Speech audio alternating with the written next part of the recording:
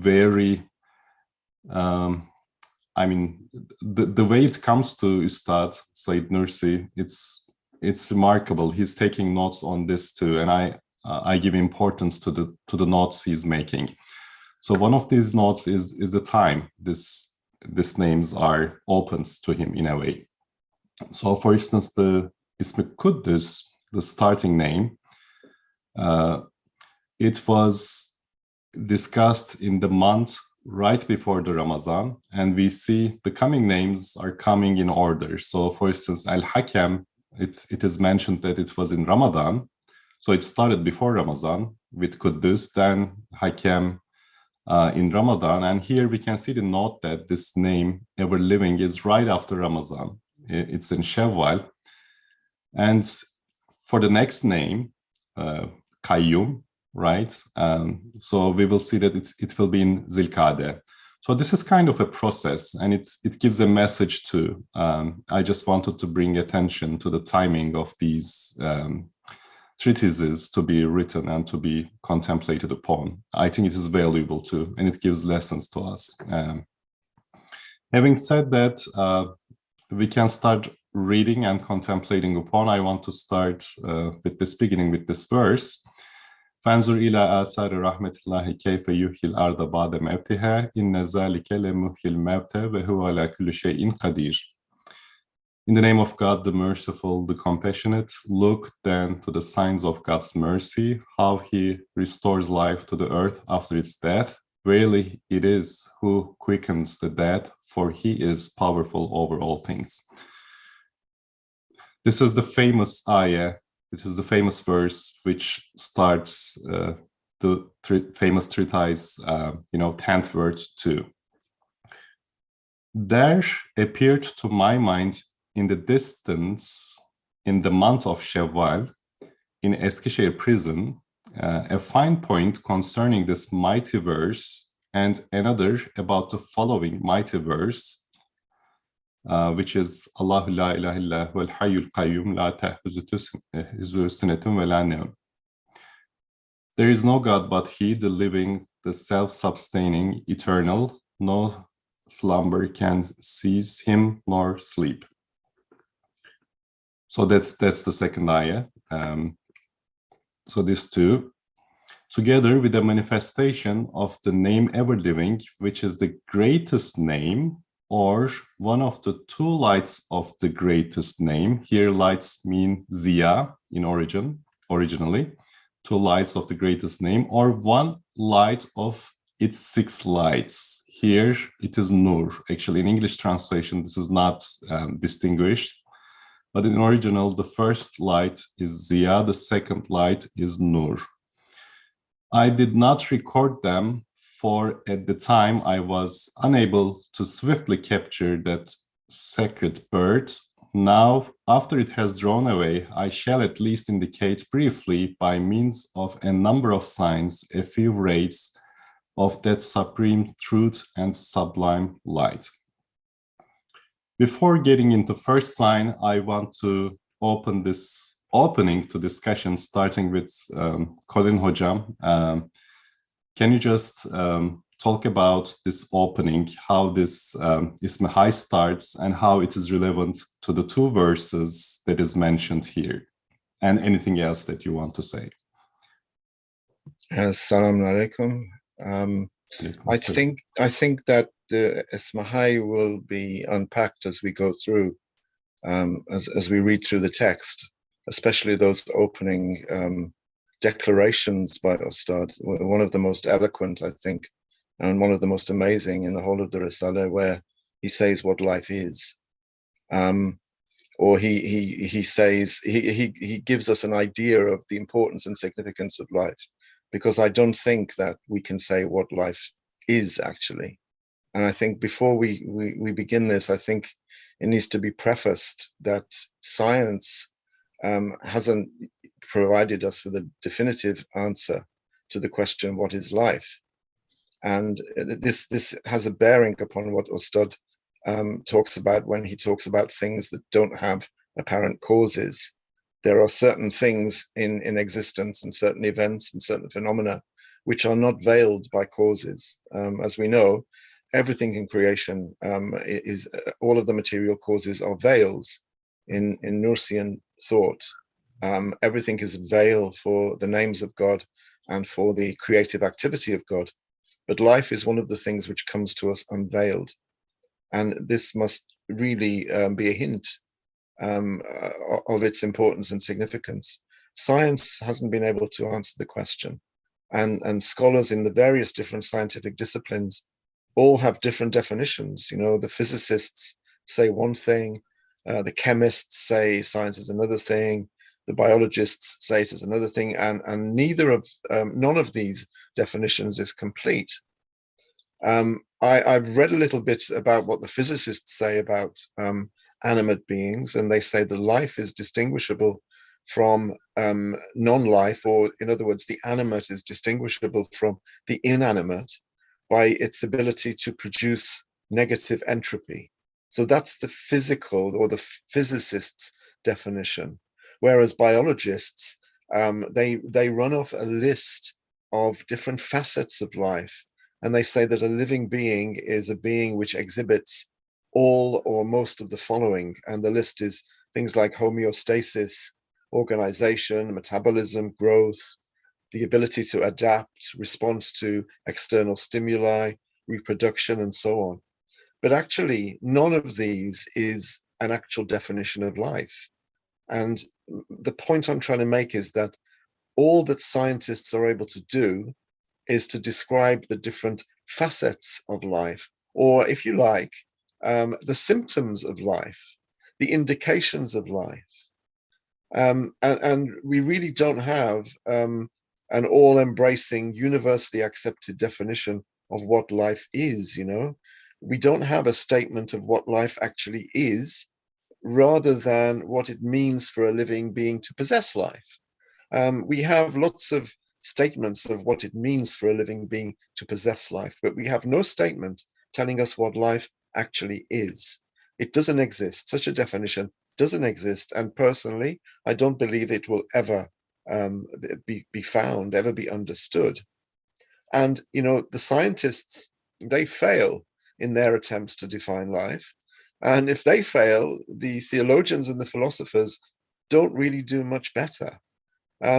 Theologians, unlike the scientists, of course, they may be able to identify what they believe is the source of life, of course, and the source of life is the creator. But when it comes to saying what life actually is, they really can't do any better than scientists.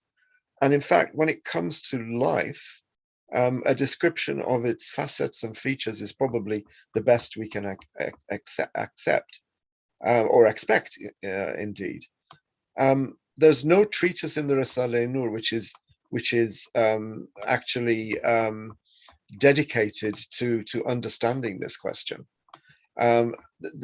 Maybe the place where life is discussed in a comprehensive way more than any other part of the Risale is in the 29th word, when life is discussed in tandem with spirit and also with angels. The whole point of this is that life cannot be defined. It cannot be pinned down. And I think this is one of the reasons that life is not veiled by a material cause. It's one of the very few things that does not have a material cause. It simply is. It's a brute fact, and life cannot be pinned down to having a connection with any kind of proximate cause, with any kind of veil. And I think this shows that life is pretty special. Thank you for this nice introduction. Yes, we see that, and I do agree that it is it's not defined by anybody, you know. And I think it is the reason, if people were to define what life is, maybe we could make life. So the things, you know, defined by the science becomes the way to produce something. So maybe it is something not definable, and it is something that we cannot make really, in the apparent sense, at least, as well. Baykar Abi, what do you want to say? And before what you say, can I also ask this special question? It always attracts my attention. Out of the 6 Esma, 6 names, only the last 2, ever living, and the last one, Qayyum, has this special statement where it says, which is one of 2 lights of the greatest name. So the other 4 names actually does not have this special statement. So I want to specifically ask this to you, if you have somewhat an answer, and also anything else that you want to say at this point. Assalamu alaikum. أعوذ بالله من الشيطان الرجيم بسم الله الرحمن الرحيم الحمد لله رب العالمين والصلاة والسلام على رسولنا محمد وعلى آله وصحبه أجمعين. Yes, this is a very interesting statement. Honestly, I never thought about it, but I was going to talk about my own experience with this name, because Colin Hocam said it's very special. Yes, to me it is very special too. And he said it's gonna unpack many things for us. I would say it's gonna pack or wrap up most of the stuff that we talk until now. And another thing is, as we understand from the statement, or I understand from the statement, that everything is kind of related to life in a way, and all the other names that we talk until now is kind of also an attribute of life, and we understand them through the life. So for me, in the very beginning of this treatise, while talking about 6 is Ism Azam, Ustad remarks that, so the Ism Azam may change from person to person.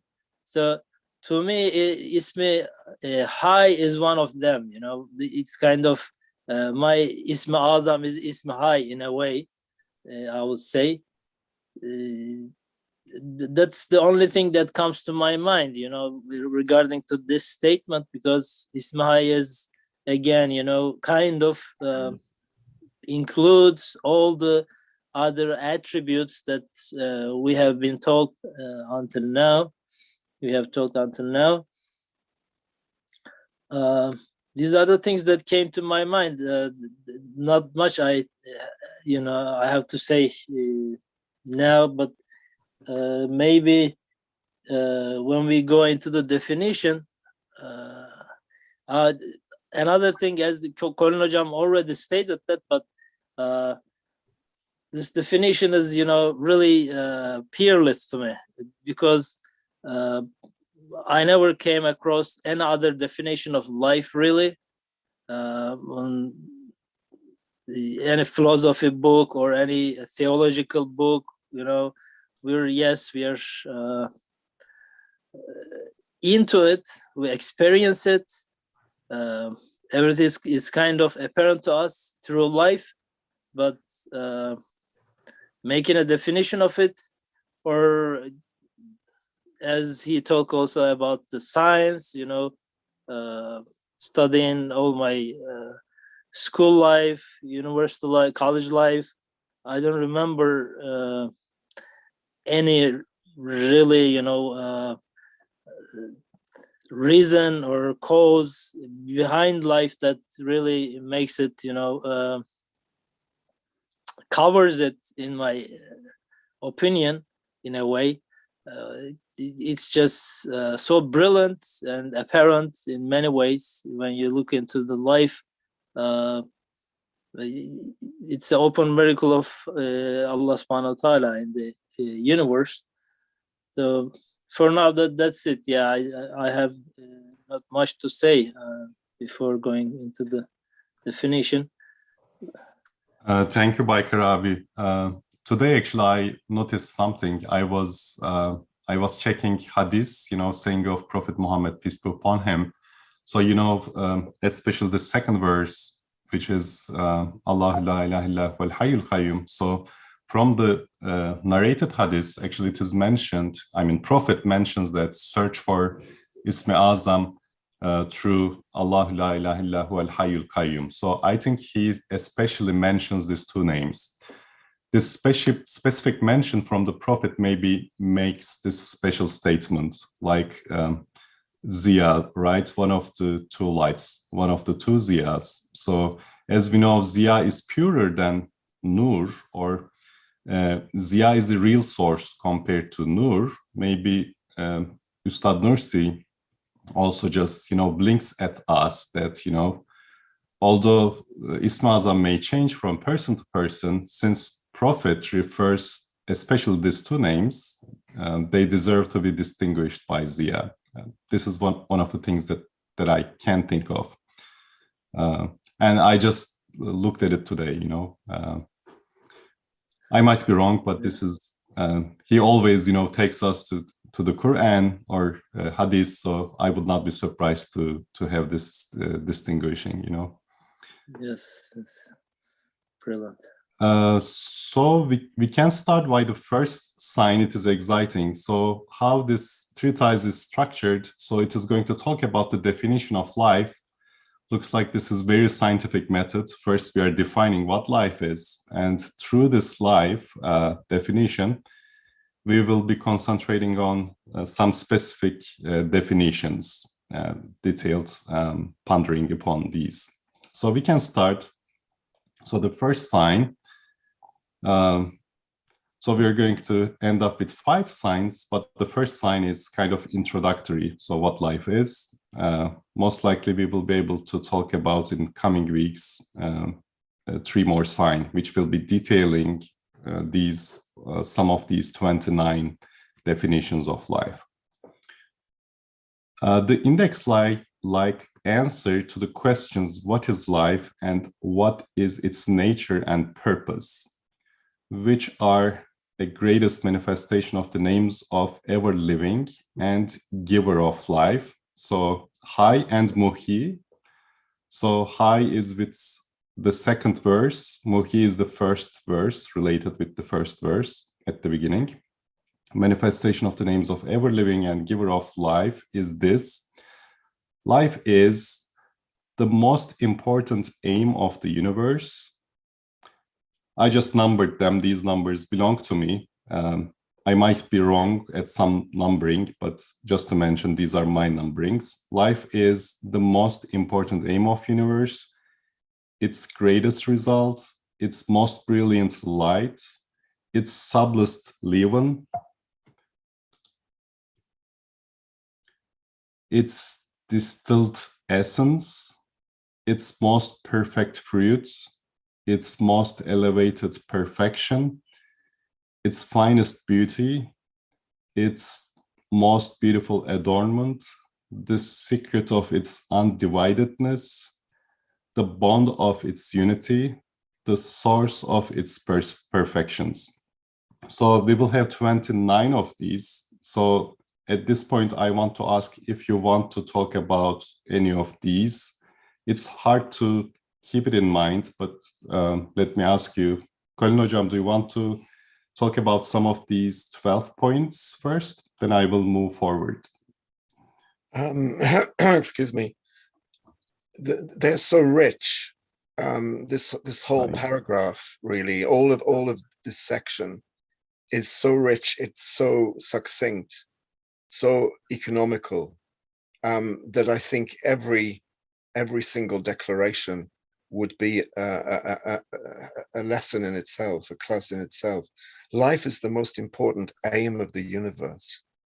So everything in the universe is working towards to support life, to engender life, to allow and to help life to continue.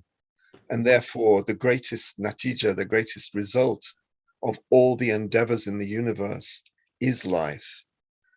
And of course, all of these things that Ustad is declaring here, they are lazim and malzum. They are helping each other. They are dependent, and I'm sorry, I can't find the right words. They are interdependent, and they necessitate each other. So being the most important aim also necessitates its being the greatest result, the greatest outcome, that is. And also one can understand from that that it is the most brilliant light in the creation. And then he goes deeper into it. He says it's the distilled essence, the khulasa of the universe. So if you boil something down until you get this distillation, there you would have life. If you boiled the universe down, in other words, reduce it to its most intense aspect, that most intense aspect is life. It's the subtlest leaven or leaven.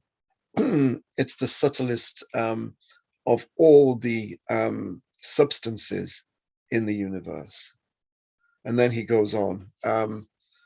I can't really add to these because they are in and of themselves perfect descriptions, perfect declarations, perfect propositions in a sense. And they can't be bettered. They can be discussed, they can be opened up, but I don't think they can be bettered. These are perfect economical statements about life. Yeah, amazing. Maybe in the coming points, some of them will be elaborated. And in this elaboration, I believe some of these points are also mentioned. So everything is very attached to each other. Even this 29 classification, it's very interesting to me. How can you come up with 29 points? It's not 30 or 25. Numbers doesn't matter, but still it's concrete, elaboration or listing of what life is. Very interesting. I think that he doesn't do anything without a good reason and a purpose. And 29 must have some kind of symbolic significance, I would imagine. I don't know what, obviously, off the top of my head. Maybe something to do with the letters of the alphabet. I'm not sure. Have you counted them? Have you actually counted them? Are there 29 Yes, there? actually, the reason I numbered them, that's to my understanding, these are the numbers. Right, okay. But this is not in the original word or original text, the numbers are not there. That's for us to follow. Baykar Abi, do you want to say something for these 12 definitions? Well, honestly, Colin Abi didn't leave any word to me. He took just the word from my mouth. I would just exactly say the same thing. You cannot better these definitions. I anytime I read about the definition of human being in Risale and life in Risale, I feel this to my bones. You cannot say any more words over these definitions. They're perfectly defined, mashallah. And as you said, it doesn't stop there. No, it's not 12, but the next slides we will see that it goes to 29 different definitions of life. But again, these are maybe just beginner statements and just short definitions of what he's gonna talk in the coming pages. And the only thing that just comes to my mind right now is, again, life is like the sun of the existence. Just think about that. I'm sure we'll talk about this more in the coming pages, but I want to just say that, share that, if it wasn't for life, what does the existence really means for us? Think about it. We have the world, we have storms, rain, the sun is rising and setting every day, galaxies are turning around us, revolving around us, and we have these huge revolutions around us, and everything is turning around and changing, but there's no life. So it doesn't make sense. It's just senseless. There's nothing to talk about it. So why all these are happening? We don't know. So when the life comes into the scene, now it attaches everything, links everything to each other, and everything now has a purpose, everything now has an aim, that is where everything just where the sun rises and everything comes into, it becomes clear. We say, oh, now we see that there is a purpose behind this, there is an thought behind this. So this is I don't have any other better statement over these definitions. These are just perfectly put, mashallah. And next time I will ask you first. But before moving, I just noticed Brother Fatih Atalay just put a note in the chat. He says, most common recitations go Fard, Hayy, Qayyum, Hakem, Adl, Quddus. Ustad does not use this order. My understanding is he starts explaining from simple to more complex. Quddus, Adl, Hakem, Fard, Hayy, Qayyum. That's Ustad's order, right? Earlier names we studied are kind of more easier to grasp. That's my understanding of the order. Thank you, Fatih Abi. So we have seen the 12 definitions. Let's move on.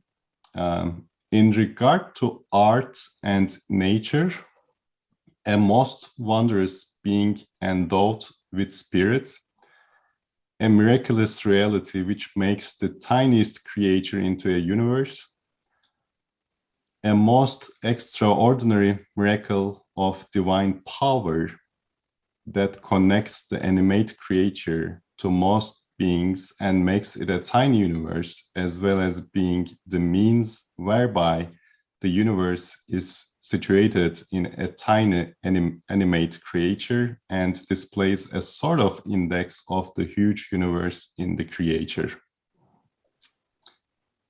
A wondrous divine art that makes a tiny part the greatest whole and makes a particular a universal or world, and shows that in regard to dominicality, the universe is an indivisible whole or universal that cannot be broken into parts and which accepts no participation. This is maybe heavier than the previous definitions, if it is safe to compare. So I took a note, the 16th definition, it will be discussed in the 5th sign. So we can pick that for later weeks.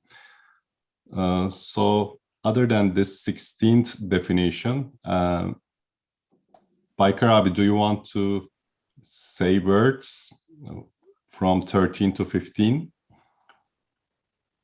I will listen to Colin Hojam first. Okay, sure.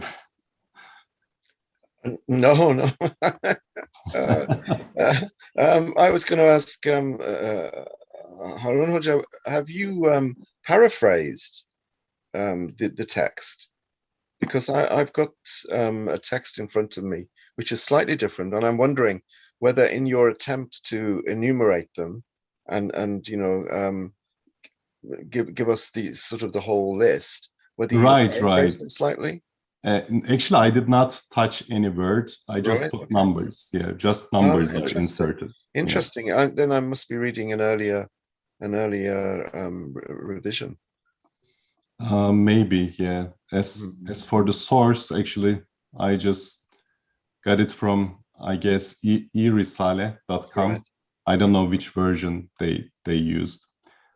I'm just absolutely gobsmacked, as they say in English, mesmerized by this man's insightfulness and how he has arrived at such rich, dense, tightly packed ideas.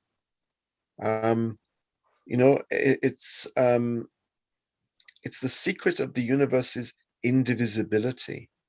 The whole wahda of the united nature of the universe. It's the bond which glues together the universe and makes it one thing. gives it unity, and therefore it's the source of the universe's perfections. How did he sit down? And I'm asking the Right. impossible here. It's impossible. How did he sit down? A man who throughout his life was beleaguered by misfortune, by illness, by imprisonment, by house arrest, by war, by anxieties over the ummah and the iman of the people, and yet he sat down with perfect harmony and equilibrium and a great beauty of expression. He wrote these things, and all of them intensely philosophically cogent, meaningful, theologically sound. How? It's I really have no answer. Yeah, This is not. I know this is not helping us understand the text, but I just find that these 29 statements really do need to form the basis of a separate work. absolutely. And thanks for sharing your amazement on this. But maybe for this 13 and most wondrous being endowed with spirit, maybe this is relating life and spirit. And as you said, for instance, 29th word just relates life and spirit and angels. So it's a bundle. So, and there's a reason behind this bundling. And I think this 13th definition is related with this one, since it uses the spirit. It's interesting for me to see in other writings of Nursi as well. I can see at some point he relates life to spirit. For instance, we can say logically, every spiritual being has life, definitely. But we know not every animate being has spirit. However, we can call any animate being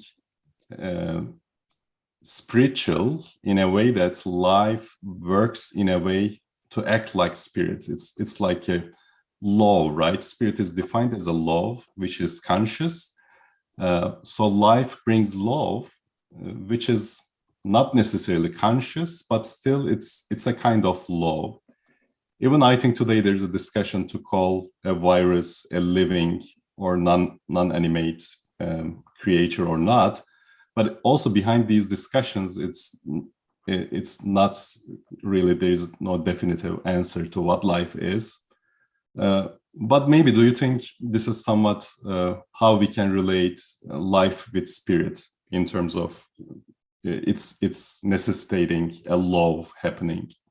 I think so. It's closely linked to spirit. It's not identical with spirit, as you pointed out. Everything that is alive, not everything has spirit, and spirit, life is the choicest essence. Sorry, spirit is the choicest essence of life. So again, when you distill life, you get spirit, and that is reserved for those beings who are at the top of the pyramid, the ontological pyramid. The choicest of those beings who have spirit, again, if you distill spirit, then you get consciousness. And of course, the being that is clearly the most conscious of all is humankind. So life and spirit and consciousness, they find this ultimate expression in the creation of humankind, who's, not only the most comprehensive place of manifestation, the mazhar of all the divine attributes, but humankind is also the most comprehensive potential exhibitor, the muzhir. As well as being mazhar, humankind is muzhir. In other words, someone who consciously reflects the names. And in this sense, we could say arguably, human beings are more alive than any other creatures in the cosmos. And it's because of this that we as human beings are perfectly positioned to act as the divine mirror, in which God observes his own name, Al-Hayy. So I think it's justifiable, and I think you've made a good point. it's justifiable for us to look at life and spirit and consider them together, and also with angels as well. But that's another issue, clearly. Yeah. And I think it will be mentioned later, like one of the definitions will relate to the aspects of belief, 6 aspects of belief. So also angels included, right? So we will affirm this over there too. Baykar, anything to say? Well, pretty much every single definition here is related to each other. You know, it's hard to really, you know, put them separated, and they're kind of, you know, following beautifully each other. For example, the 14th says miraculous reality, which makes the tiniest creature into a universe. And you underline the 16th, a wondrous divine art that makes a tiny part the greatest whole, and makes a particular a universal or world, and shows that in regard to Rububiyyah, the universe is an indivisible whole or universal that cannot be broken into parts. So it just brought to my mind, you know, this comparison that Ustad mentions in a couple of places in the words. So he just took our attention to a honeybee, comparing a huge mountain to a honeybee, right? So this mountain has just the relation to the place it is sitting, but on the other side, a small honeybee, the minute it comes out of the nest, it has relation to all the flowers of Connecticut, and it has relation to all the other flying objects. It has relation to the spring. It has relation to the sun. It has relation to the atmosphere. You know, it can just go make its nest in the most beautiful place. And when we say the most beautiful hill, the top of the hill, again, the fish definition is comes with the life, you know, even the beauty or perfection, they are all related to the life. So when the life comes into its being, the existence really changes, you know, the existence now has a meaning, and it makes sense. And as we are, you know, creatures, limited beings that has been created, only with life we have we can make sense of eternity. How come? Because after giving the example of the, you know, the life in general, Ustad keeps talking about the human life, and then the attributes of life. The life, you know, have connection with its creator, with Iman and belief and Islam. So then it brings into the scene a concept of eternal life. So again, these are all possible with life. So it's kind of a key, you know, opening all these treasuries for us. The key is the life here to me. That's amazing. Very nice. Thank you. Before moving, I see with respect to translation, so I have a chat entry here. Shukran Wahid Abla continues to publish her edited translations, so looks like it is being updated. So maybe this is most up to date, you know, from Shukran Wahid's translation perspective. And Mehmet Su says, we taste the life with his high Esma, which is an attribute that God lets us share with himself. Everything is made from high. Even a piece of stone is made from high, in addition to the rest of creatures. That's interesting. That's very interesting, isn't it? Because there is in creation an apparent tree of life, or pyramid of life, with the animate at the top, and then we have the inanimate, and you know, all of the things in between. So we have animal, vegetable, mineral, and down at the bottom we have inert matter, apparently inert matter, inanimate matter like rocks and stones and things like that. But rocks and stones also behave as though they have purpose. And we know that they are mediated by angels. So it's the angelic presence which gives them that appearance of purpose and telos, you know, it has a goal. So can we really ever say that there is anything which isn't alive? Or as Baikar was saying, you know, life is behind the existence of all things, whether animate or inanimate. And another thing that he mentioned himself, that Baikar mentioned, was existence. Is life the same as existence? Is it a facet of existence? What is the relationship between life and existence? Yeah, very tough and very relevant questions to ponder upon. Absolutely. And I think Ustad mentions 4 things which are, as you said, without veil. So 2 of them are existence and life. So he puts existence over there too. So existence is without veil, and life is without veil. You know, I'm so gratified that you've said that, because I thought that was the case. I thought Hayy is definitely one of them, and I thought another one of them is existence, but I've never been able to substantiate it.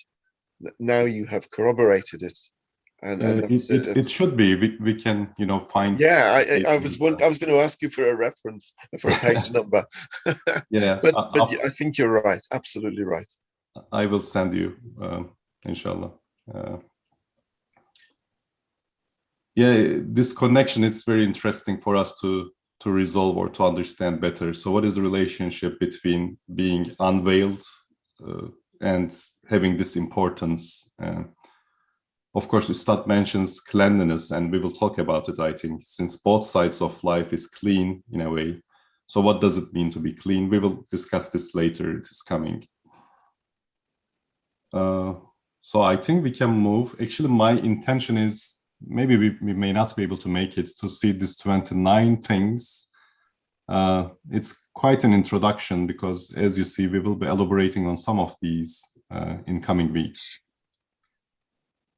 So starting with the 17, based on my numbering, the most brilliant, the most decisive, and the most perfect of proofs testifying to the necessary existence of the ever-living and subsistent one, and among divine artifacts is the lightest and most apparent and the most valuable and abundant and purest, most shining and the most meaningful embroidery of Dominical art.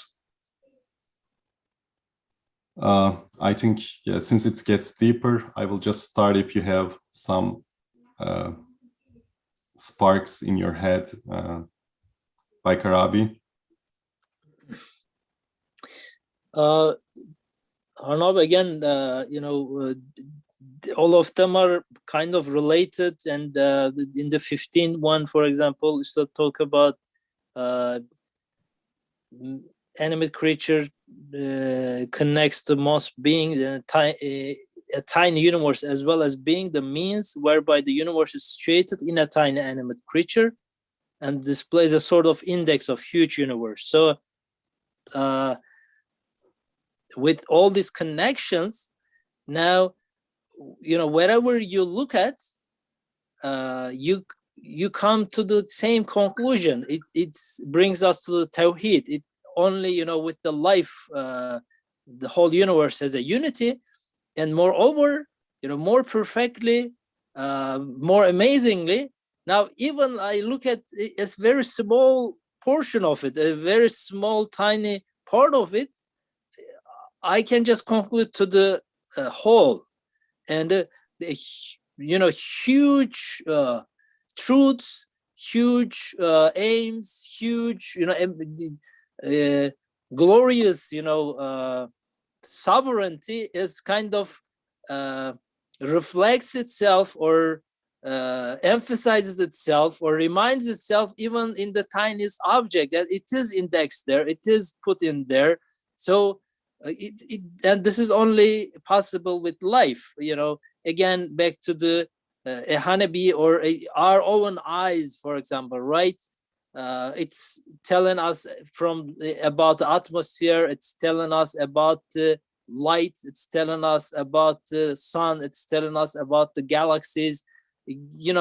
Only looking into our eyes, kind of we can conclude to the whole visual world almost.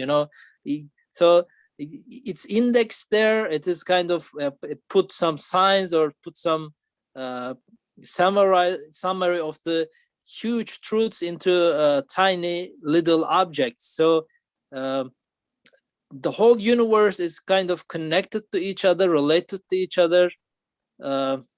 It's amazing, you can put these into words. I guess again, we have no choice than just read what Ustad beautifully put it into. It's just amazes me, and each definition again, very much related to each other. We can talk over some of them for hours, maybe, mashallah. This goes very dense. Right. Colin Hocam, especially here, it's, I think, bundles Ahadiyat and Wahidiyat at this point. He's in this 17 and 18 definitions. Do you want to talk about these aspects? I know these are huge topics, but life in relation to Wahidiyat and Ahadiyat. I think there is, the Tahiti Paradigm, which is key to understanding Ustad's work. We've looked extensively at Ahad, Wahid, Fard, and Hayat and Ismahai is a kind of connecting mechanism. It's the glue which brings all of these disparate and discrete parts, the building blocks of divine unity. It glues them all together. And like light, we've seen that with the coming of the Prophet ﷺ, and the fact that the Nur Muhammadi makes the universe meaningful, we're able to understand, and we've talked again extensively about the very first revelation, Iqra, and the Prophet's inability to interpret until he is told, interpret in the name of your Lord. Light then is very important. And Ustad is saying that life is the light of the universe. So just as light makes everything fathomable and readable and legible and understandable, light connects everything, and light and life go together there. Makes everything connected with each other, everything fits in. So you've got all of these ostensibly separate, discrete building blocks, but life fits them all together, interlocks them all, and makes it into one complete, harmonious whole. And Ahad and Wahid, of course, they are the sides of the same coin. They are perspectival.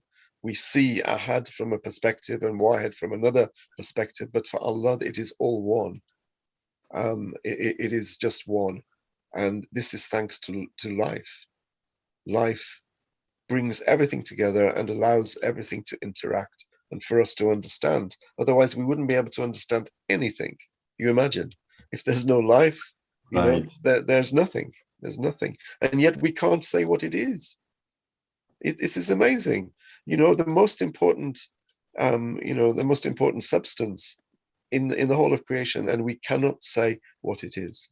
There is something in that, and as you pointed out, Harun, the fact that there is no causal veil must be signifying its importance.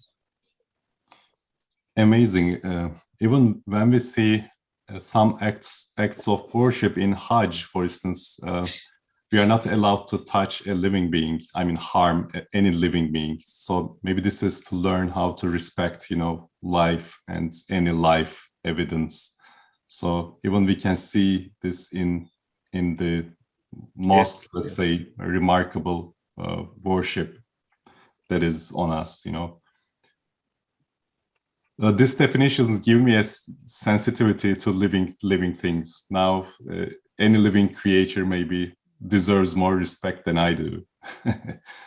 Well, you are a living creature, and you are the very top of the pyramid. So you know, you as a human being, but you're absolutely right. You know, respect for life, even of this. Well, actually, respect for everything which exists. You know, everything has its own place, and it is deserving of respect. So a stone is deserving of respect because a stone should be allowed to do what a stone does. So you know, if we're walking along and we kick a stone, um, the stone is there for a purpose. You know, why have you dislodged it from where it was? And I'm not saying a stone can sense anything, but it has a place in creation, and life allows us to understand its place.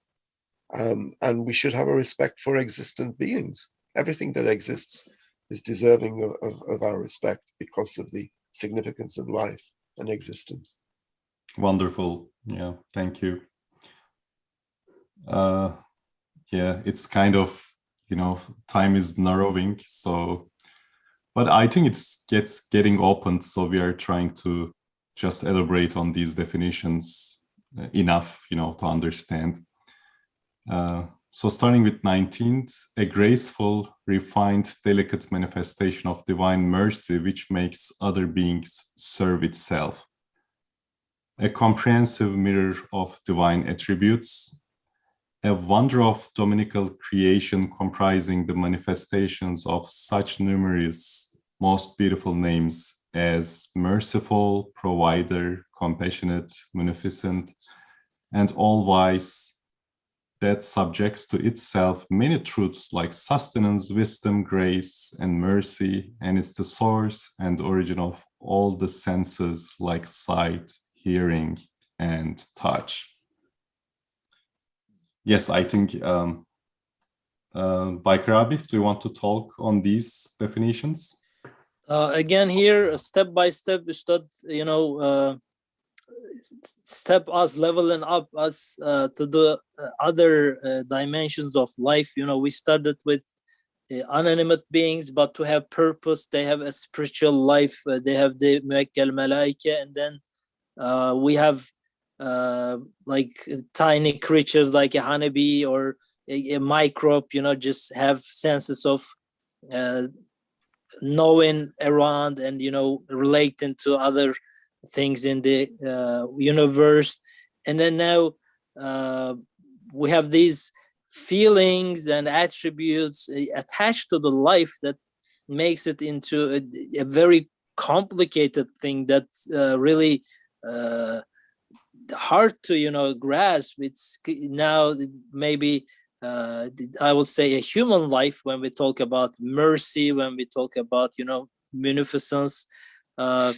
So that the human life is equipped with all these different attributes and abilities that it can make sense out of other things, other creatures, other existence around it. And now it makes life, the existence, perfect. It makes the existence meaningful, you know. And again, you know, we are not just challenging science or something like that, but these are the things that makes human into human. And, you know, the existing into existence and meaningful. And with just a material eye, you know, we have nothing to say about these things, right? What is mercy? What is compassion? What is wisdom if not for the sake of life? And even those things that sight, hearing, touch, you know, becomes meaningful with all these other additional attributes. Otherwise, just we can say a camera has a sight, but it's just a dead sight, you know. somebody looks through the camera and sees the meaning or sees the existence. Same, the hearing and touch. So you start kind of wrapped up everything and put into one, I guess, in this definition in 21st. Isn't it? Right. Yeah, it was very It's complicated. Wrapping these names, Rahman, Hakim, and so on, Rezzaq, and so on. Colin Hocam, do you want to say on these definitions? I can't really add anything more to that. Baikar has encapsulated it there. So no, I'm just amazed by the whole passage. It's amazed. Wonderful. Actually, for the remaining 1 minute or 2 minutes, we're already late. I want to show the remaining parts without reading.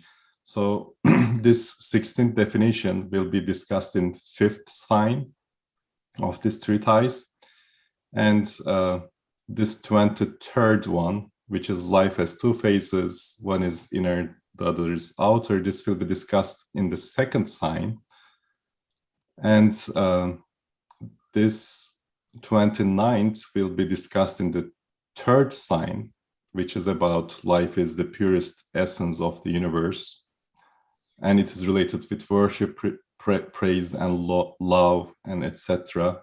Thanks. I think this is the one that we will pick for the coming. Yes, just I wanted to show remaining points in relation to the organization of this treatise. So I think this is meant to last for 4 weeks. We already used 1 week, so remaining 3 weeks we can pick 3 of these 4 signs.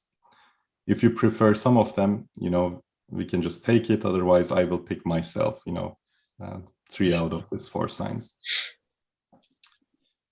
And last, just one word that you said was very meaningful to me. You said you reminded the Razzaq. So when we talk about risk, most of the time, I'm hungry, I'm needy, I need to feed myself. So it's kind of looks like a negative part of it, but even when we think about it, it's a so comprehensive truth. The Razzaqiyya, the truth of Razzaqiyya, and it looks like a weakness or we are sustained, but when we look at it, even that part is amazing. It attaches to the whole universe. The whole universe is kind of works to sustain us, and this is only through life. It comes into reality through life. Thank you. Yeah, thank you. Yes, this Razzaq is working for us. Any closing? Also, thank you for breaking it down, enumerating it and breaking it down and making it more easy to manage. That's really helpful for the coming weeks. Yeah, at some point I might be wrong, but this is matter of referencing and matter of just making it 29. So no, it's you've imposed a discipline on the contours of our discussion, which is always helpful. So thank you for that. Thank you, Colin Hocam. Thank you for all. And I couldn't read the last chat message. Let me just read that from Mehmet Su. So even though a stone seems consistent, but it is not, a stone owes its existence to high attribute in every moment and second. MashaAllah, he always makes such insightful comments. Everyone does, but his are wonderful. Alhamdulillah. Thank you, everyone. Colin Hocam, do you want to make us a prayer? I will defer to Baikar because. Okay, Baikar Abi.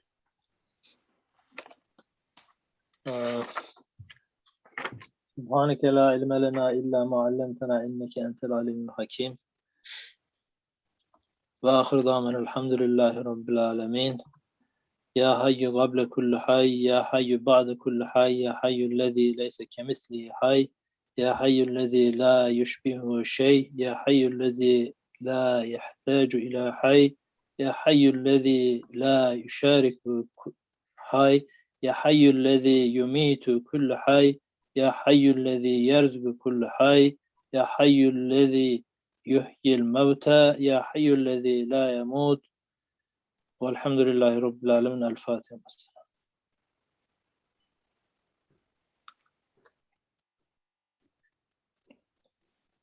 Thank you, everyone. See you next week, inshallah. Ma'as-salam.